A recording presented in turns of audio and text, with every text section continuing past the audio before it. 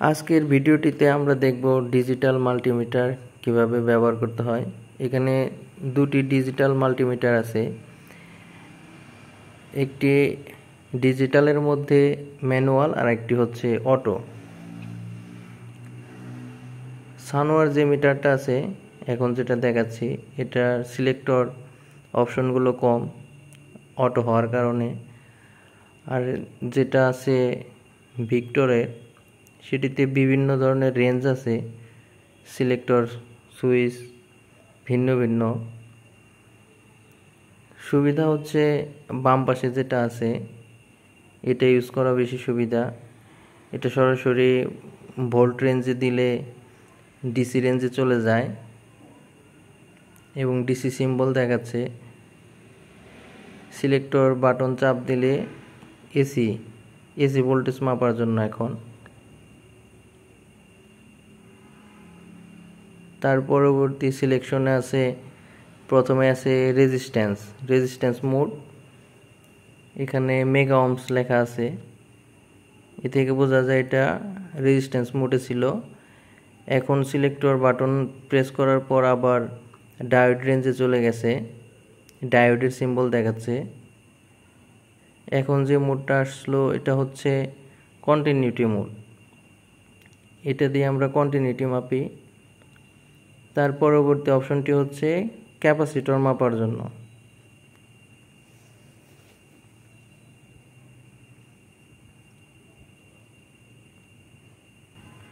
আর এটি হচ্ছে ডিজিটাল হলেও অ্যানালগের মতোই ব্যবহার প্রণালী। অতিরিক্ত সিলেক্টর অপশন থাকে।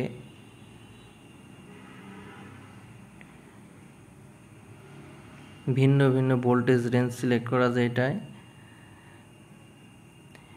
অটোমেটিক যেটা থাকে সেটাই সুবিধা বেশি, আপনাকে সিলেক্ট করতে হবে না, ভোল্টেজ রেঞ্জ বারবার করে পরিবর্তন করতে হবে না। এজন্য আমরা মাল্টিমিটার যেটা অটো রেঞ্জিং সেই টাইপের মাল্টিমিটার ইউজ করব, কাজে সুবিধা হবে, বারবার করে এই রোটর ঘোরাতে হবে না।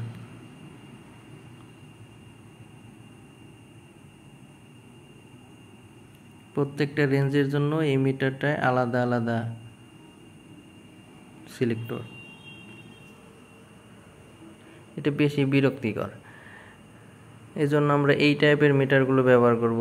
সানোয়ার এটা না নিলেও চলবে, যে কোনো ডিজিটাল অটো রেঞ্জিং মিটার নেবেন। ডিজিটাল মিটার ইউজ করা বেশি সহজ অ্যানালগের চাইতে, এবং রিডিংটা আপনি অ্যাকুরেট পাবেন। তো কিভাবে রিডিংগুলো মাপতে হয় দেখব। এখন আমরা ডিসি ভোল্টেজ মাপবো। 12 ভোল্ট অ্যাডাপ্টার 12.33 ভোল্ট দেখাচ্ছে। ডিসি রেঞ্জে ছিল মিটার, এখন আমরা এসি রেঞ্জে নেব, এই জন্য সিলেক্টর বাটন প্রেস করলাম। এখন এসি সিম্বল দেখাচ্ছে। এখন আমরা একটা সকেটে, এসি সকেটে লাইনে দিয়ে দেখব ভোল্টেজ কত দেখায়। 264 ভোল্ট দেখাচ্ছে এসি ভোল্ট। এর পরবর্তীতে আমরা রেজিস্টর, ডায়োড, ক্যাপাসিটর এগুলো পরিমাপ করে দেখব। আমার হাতে যে রেজিস্টরটি দেখতে পাচ্ছেন এটি একটি 120 কিলো ওহমসের রেজিস্টর। মিটারটির সিলেক্টর সুইচ আমরা রেজিস্টর মোডে রেখেছি এবং রেজিস্টরের দুই প্রান্তে মিটারের প্রব ধরে দেখলাম 118 কিলো ওহমস দেখাচ্ছে। রেজিস্টরটি ভালো আছে, অনেক সহজ, অ্যানালগের চাইতে অনেক সহজ।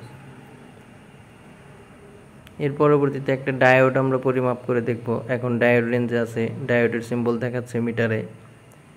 এটা হচ্ছে একটি ডায়োড। ডায়োডের যে সিলভার কালারের মার্কিং দেওয়া আছে এক পাশে, এই পাশে থাকবে মিটারের নেগেটিভ প্রব এবং অপর পাশে থাকবে মিটারের পজিটিভ প্রব। এখানে 0.231 মিলিভোল্ট ভোল্টেজ ড্রপ দেখাচ্ছে।